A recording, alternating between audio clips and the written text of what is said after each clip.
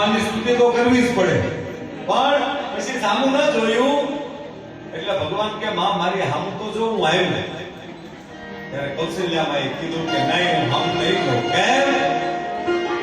આજ હું સામું નહીં જાઉં, તમે સરસ ચૂકી ગયા છો. આપણે મનુ અને શત્રુપાના અમારા રૂપ હતા ત્યારે તમે સરસ શું કરી હતી કે બાલ મૂર્તિ બની નાખીશ.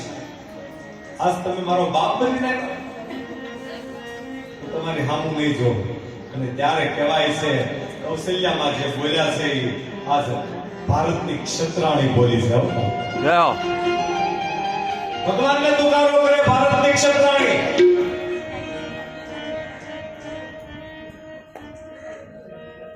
હે પ્રભુ સાંભળી લે,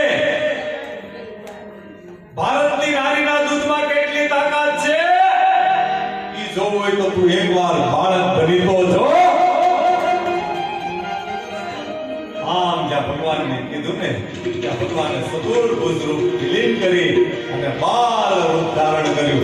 બોલીએ રામચંદ્ર ભગવાનની જય. રામ જન્મ અહીંયા ભાગવતમાં પહેલો બતાવ્યો છે. 2 મિનિટ ખાલી રામ ધૂન લઈને આપણે કૃષ્ણ જન્મ તરફ જવું છે.